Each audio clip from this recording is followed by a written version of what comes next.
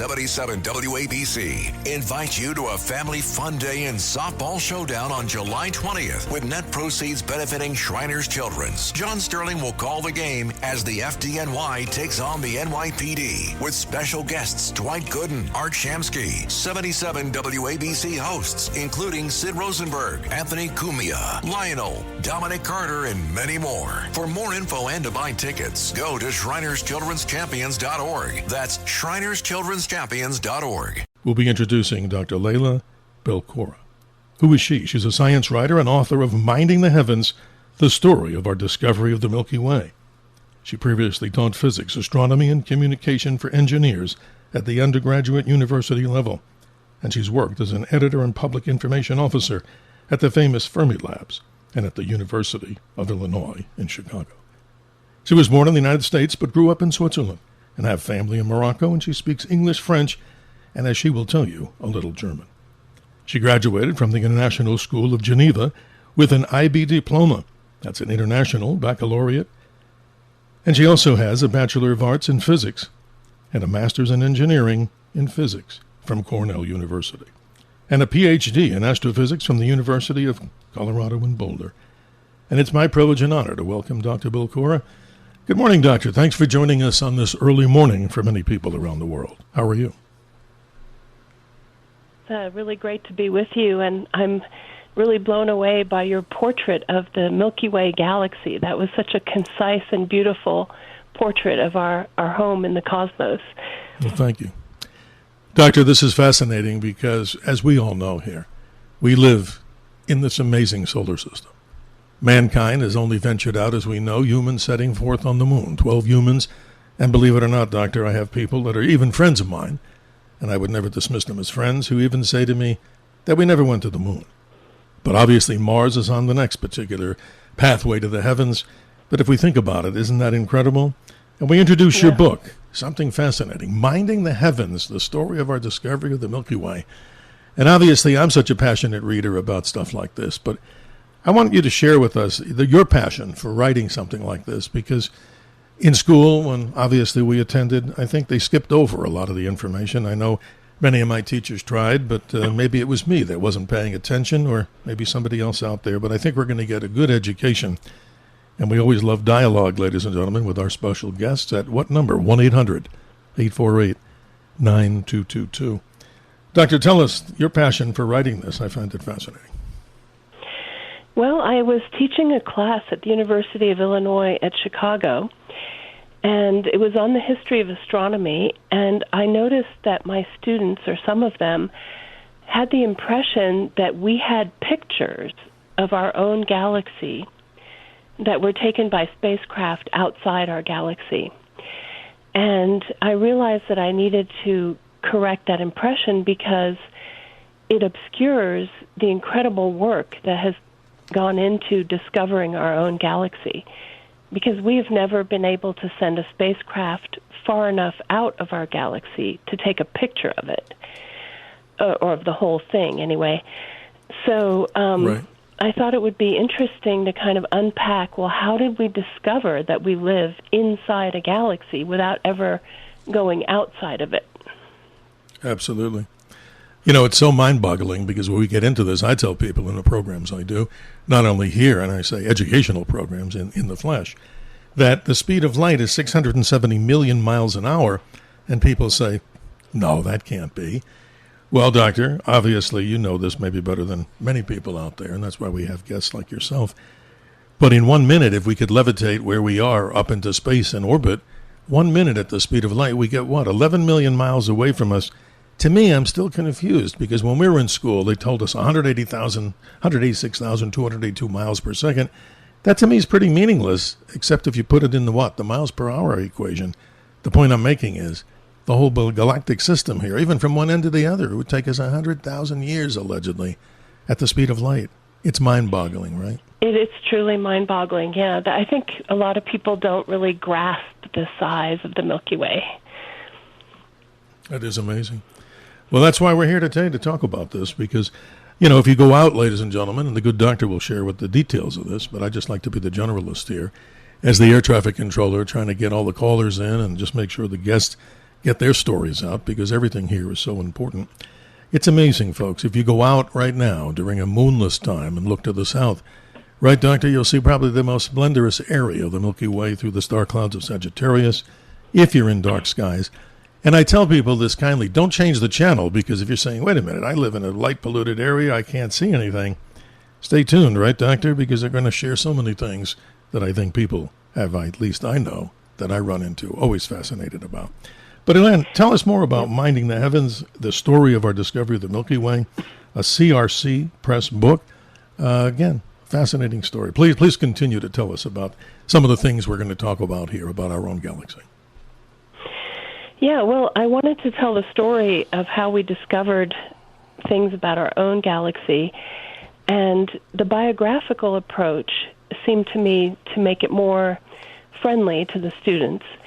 So I chose a number of astronomers who each worked on the idea or the questions that were necessary to explore to figure out our place in the universe.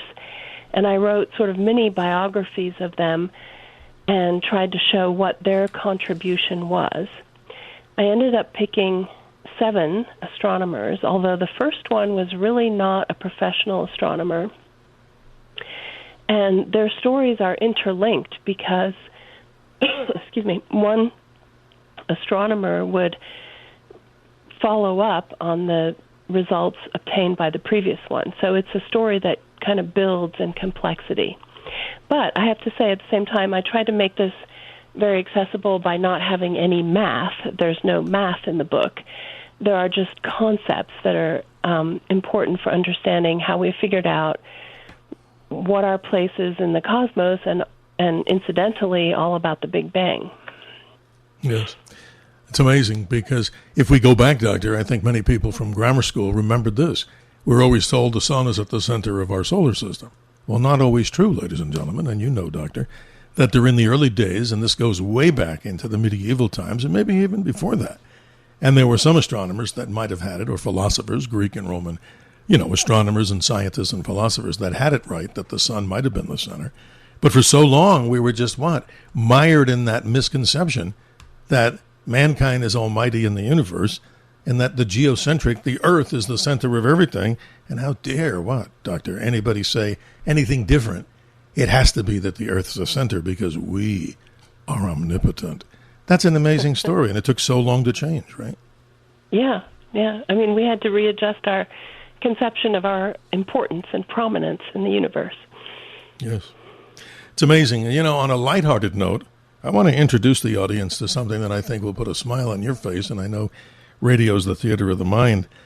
Monty Python, a long time ago, obviously many fans of Monty Python out there, but they have something called the Galaxy Song, and if we can cue that up, I just want to let everybody hear this because I think it puts it in a lighthearted way.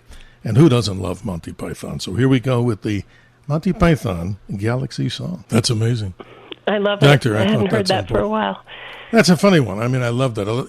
Sometimes people look at science and they go, this is going to be 2 hours of, oh my gosh, this is so confusing. No, I don't think so. And I appreciate Monty Python, as I'm sure many people out there that are probably, bigger fans of Monty Python than we can imagine. 1-800-848-9222 if you'd like to join in the conversation. What is the conversation?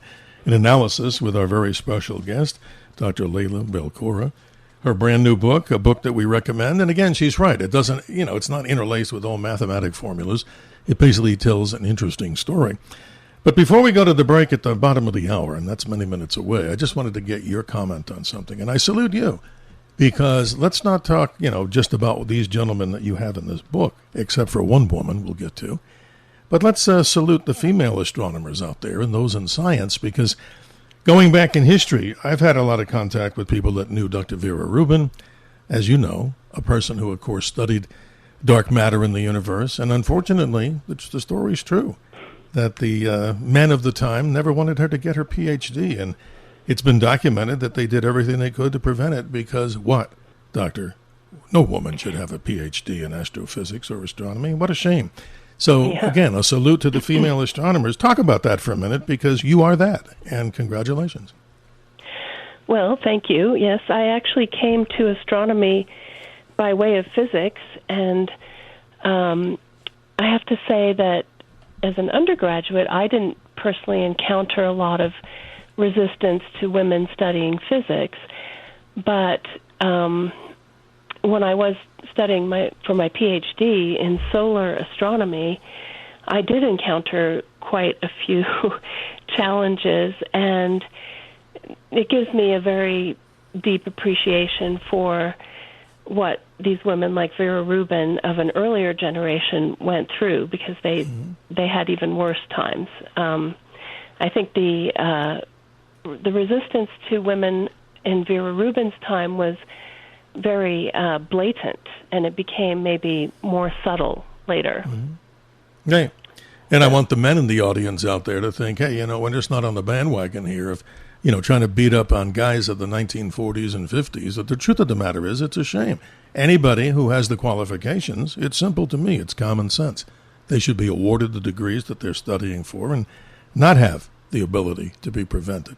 So again, for the last time in this 2-hour episode of the Dr. Sky Experience, congratulations to you, because things have changed, and it's so amazing, because I never got to interview Dr. Rubin. It came close, and the long story I won't burden the listeners with and yourself, but it's amazing the many of the astronomers that are out there, the female astronomers that are doing such great work today, and finally, we once again salute them. What I'd like to ask you is, this is a very interesting part of our conversation here, ladies and gentlemen, and don't forget, you're important to this radio show, this particular radio archive, 1-800-848-9222. And Doctor, I know that you're telling me your PhD is in the solar side of the world, and yes, I'd like to get into that also as we continue here for the hour or two that we're fortunate to have you, because so much in our world depends on the sun, and if it goes off scale, that could be, as we talk about, satellite problems, communication problems, and so much other. But let's go back to your book for a moment here, and let's talk about, what can you tell us about Thomas Wright, the first person that you archive in the book? And the whole conversation, ladies and gentlemen, is about how we get to understand this big starry cloud called the Milky Way. Yeah, he was really not a professional astronomer, but he was a guy with a very good artistic imagination, and he did study astronomy and surveying, and so he was one of the first people to really pose the question, what does our stellar system look like in 3 dimensions? And it's kind of remarkable that nobody really questioned that before. We know that Galileo looked at the Milky Way and with his telescope and said, oh, it's just lots and lots of stars. But that didn't lead him then to think, well, why are there more stars in one direction than in other directions? Exactly. But because Thomas Wright was very artistically talented, he was always drawing. I say in my book, for him to think was to draw. And so he started sketching out shapes that would account for the fact that we have this part of the sky that's more densely populated with stars. And one of the shapes that he came up with was like a giant sphere, but with a very thick skin, like imagine an orange with a thick skin. Mm-hmm. Correct. And if our sun and our solar system is within the skin of the orange, then when we look inside the skin, we see lots of stars, but when we look towards the center of the orange or outside the orange, we see fewer stars. And that is kind of what we do see. When we look out of the plane of the Milky Way, we don't see as many stars as when we look inside the plane of the Milky Way. Mm-hmm. Yes.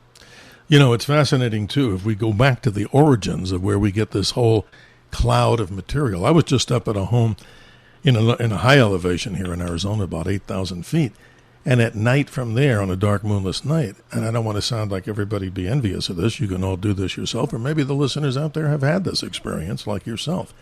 My goodness, Doctor, that Milky Way is so incredible, just hanging out there, looking at it, it's just like I didn't want to move.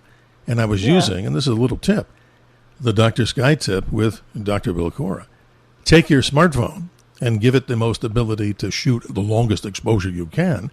And I'm incredibly impressed that I got pictures of the Milky Way with a 15-second exposure that would have taken me a long time with the old days, folks, with regular film, That's amazing, isn't it? That's totally yeah. incredible. I mean, the cameras and phones are just amazing now. And I often travel to Arizona because my mother-in-law lives there. And I remember first noticing that you could actually see the Milky Way through the car windows, as you're driving down the highway. It's amazing. Something that people need to see because, I don't know the exact percentage, but with more and more light pollution, and believe me, folks, don't change the channel if you say, well, I live, again, one more time and only this time, that I live in a light-polluted area. There's still things we can recommend. But, Doctor, let's go back to the story of the Milky Way, the ancient stories, the Greeks. They called it the Kyklos Galaxias, the Milky Circle. And here's a story that I find fascinating, too. The goddess Hera, who was also there with Hercules when Hercules was just an infant. The story says in mythology that Hercules breastfed from the goddess Hera, and some milk missed his mouth only to form the Milky Way, full of stars. What a beautiful story. And I'm sure every culture on Earth has their own identification story with the Milky Way and this great galaxy that we live in. Yeah, lots of nice stories about the Milky Way as a path in the sky or various things that various peoples have come up with. Mm-hmm. Yeah, it's just amazing out there. And as we continue with the interview with Dr. Leila Belkora, author of a book that we keep promoting here because, hey, why not, folks? This is really great information. Her second edition, Minding the Heavens, the story of our discovery of the Milky Way. But before we go to the break in just a few minutes, just give us your version, the human side of this. What's the powerful signal that you can send to everybody out there that, and not to bend people's arms, why study this? Well, what's the beauty that you get out of this? And share it with us. I'd like to hear that. That's an interesting question.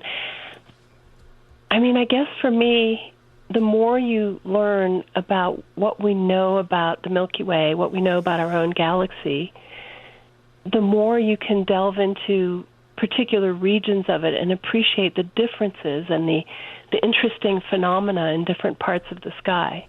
The Milky Way isn't uniform. It's apparently split, and that's because there are these big, dark clouds in it. And to me, that's quite fascinating. In fact, some civilizations have given names to the dark clouds because they're so prominent. And so it's like the more you know, the more you notice about the Milky Way and the details. The star clusters, the nebulae, there's so much richness. Yes, and this is a perfect time of the year, right, Doctor? That if you have clear skies, and we'll get to the folks that live in city lights because there's still a lot of things will surprise you, I'm sure, and the doctor will surprise you more than I ever could. Her expertise in this is outstanding. But let me say this is a good time of the year to get out there. If you're away, the moon, of course, doesn't rise for a while. It's just past full. But you want to do that during, obviously, a new moon time. And here in Arizona and other places that have dark skies, you can find them. Many people out are at vacation time. Bring those binoculars or even this beauty of sitting there in a lawn chair or however you set yourself up to the southern sky at night. A most amazing sight, and I'm sure you would agree 1,000%. Yeah. And it's a good idea to stretch out on a lawn chair so you don't hurt your neck. Absolutely. Or we'd need a good chiropractor to be out there with us. This is fascinating. Your questions, ladies and gentlemen, are what make this particular radio show, and your queries into why we do these particular shows, the Dr. Sky Experience. Proud to be here on Talk Radio 77 WABC. You may be sitting there and wonder, questions here about, where are we in this galaxy? How do we know about other galaxies and dimensions? How do we know about in the quantum world, ladies and gentlemen? So many things. What's dark energy? What's all the things that are dark matter? So many things and questions. 1-800-848-9222. Much more with our very special guest, Dr. Leila Belkora, on Minding the Heavens, the story of our discovery of the Milky Way. We'll be right back. The Dr. Sky Experience on the Red Apple Podcast Network.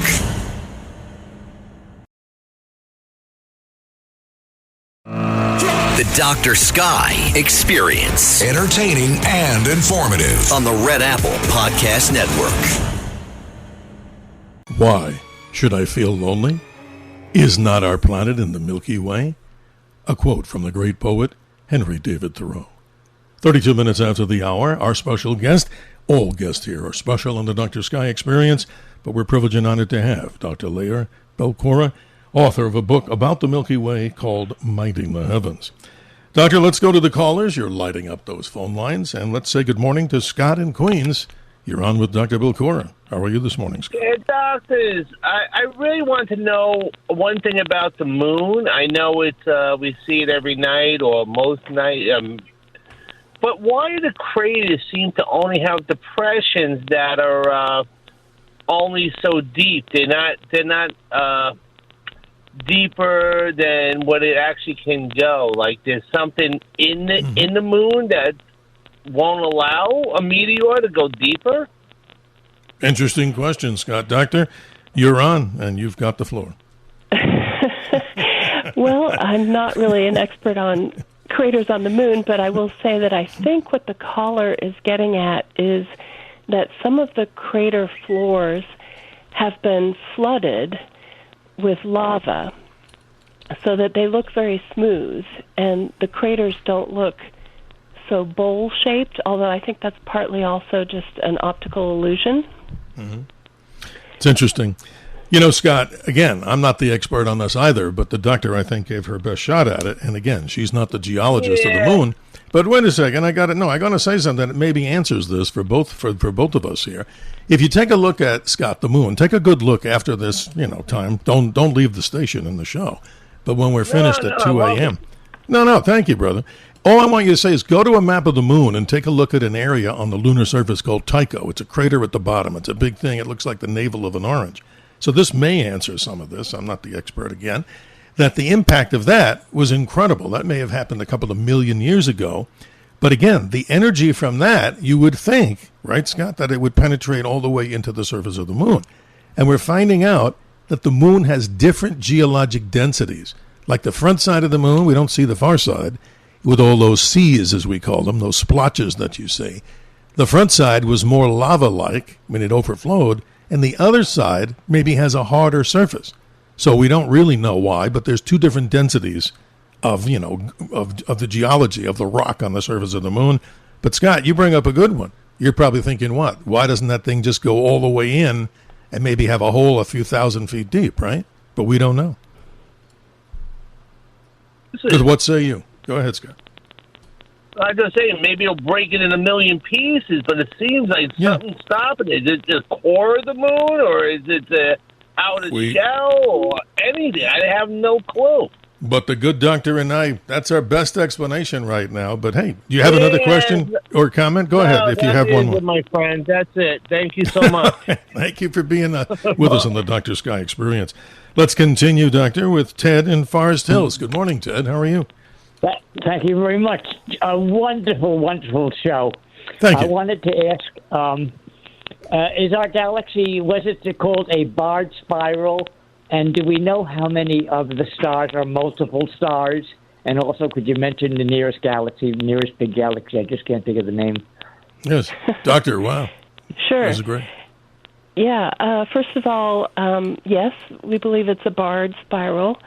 The nearest galaxy that's sort of our twin, I mean, there are very small galaxies that are quite close, but the nearest one that's comparable in size to us is the Andromeda galaxy. Oh, yes, that's very good. And the amount of stars that are double stars, do you think that's any ratio known? That's a good question. I don't know what the proportion of stars that are double is. I know that it's quite high. It's probably at least 30%, I think, but I don't know. This is interesting. Are, of course, very important because they're very useful for studying the distances of stars, which is one of the things I talk about in my book. And Ted, you had a third part, I think, of your concern, that question. Go ahead.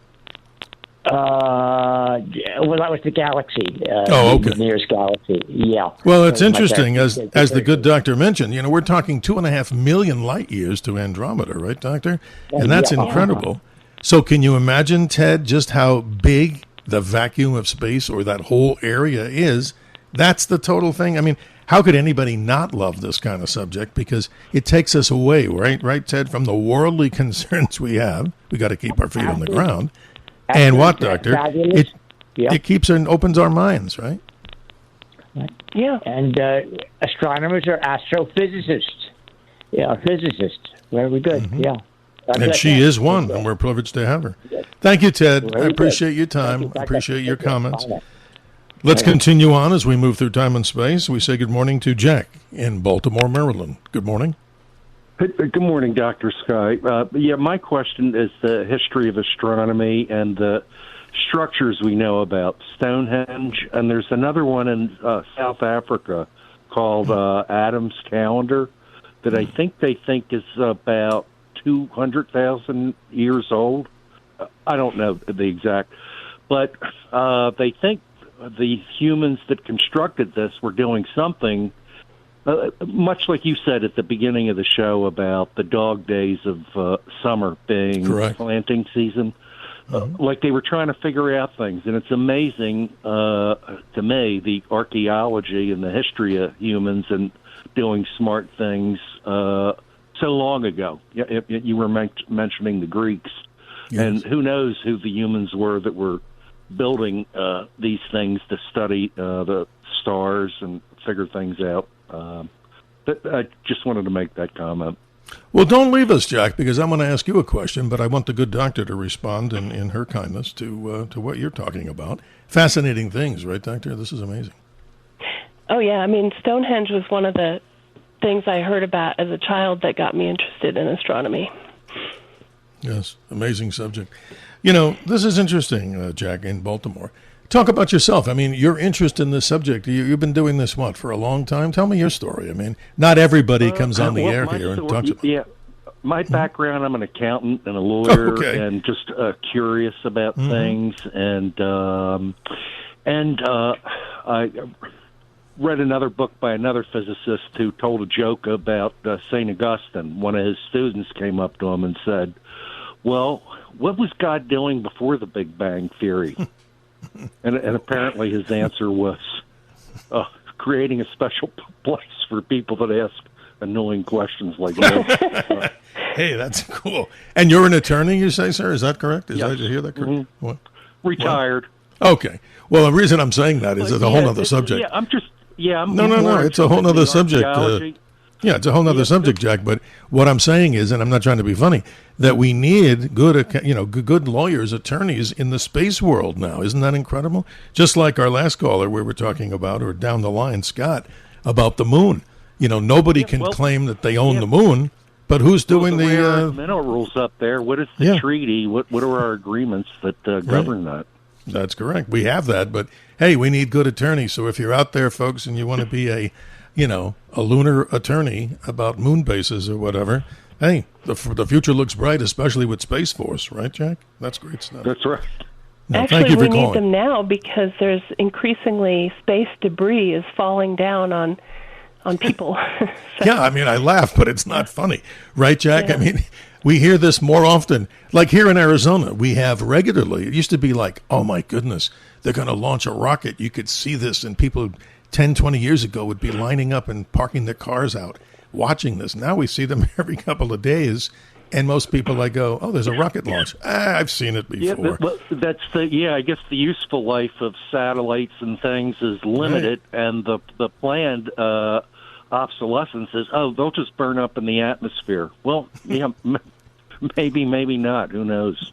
Right. Talk about the Skylab story. That's amazing. In '79, we were back in New York, and we watched it on its last orbit, and it's amazing, Doctor and Jack.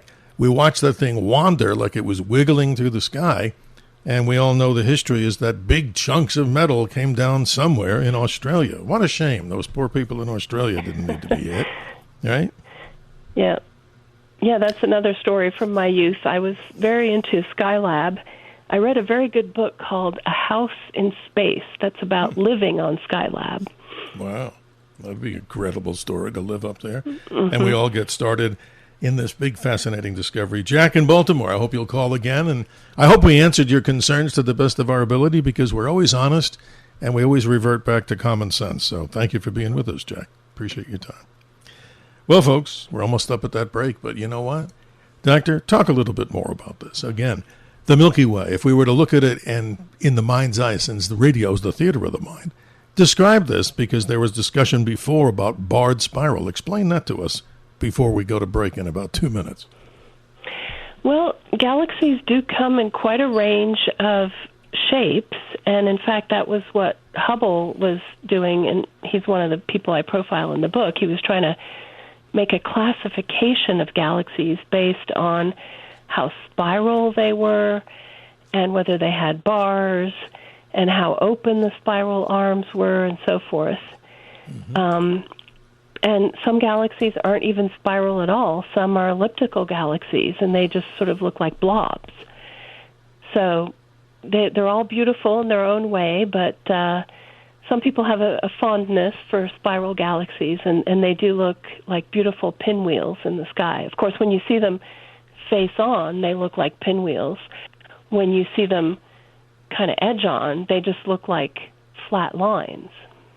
Yeah, it's amazing. And you look at these pictures, folks, I recommend, Doctor, for people listening, if you really want a great way to put screensavers on your computer and whatever, go ahead, ladies and gentlemen, to go to Astronomy Picture of the Day. It's a free one from NASA, right, Doctor? And when you look at those galactic pictures, I talk about this from a big, TV screen to a bunch of people, and they go, that's a beautiful picture. And I say, that's not the thing I'm trying to show you. Look beyond the galaxy, and you see these tiny little things, as you described, Doctor, elliptical little spirals. Hundreds of more million light years beyond that? The whole thing is just mind-boggling. And we're coming up on that break. But, Doctor, I'm going to ask you, out of kindness, from your book, Minding the Heavens, one that's near and dear to me, one of the parts that I enjoyed in your book the most, is William Herschel, the discoverer, ladies and gentlemen, March the 13th, 1781, of the planet we call Uranus on the Dr. Sky Experience. Is there any other way to pronounce it? I don't think so on this particular show. We'll be right back with more callers, more questions at 1-800-848-9222. The Dr. Sky Experience on the Red Apple Podcast Network.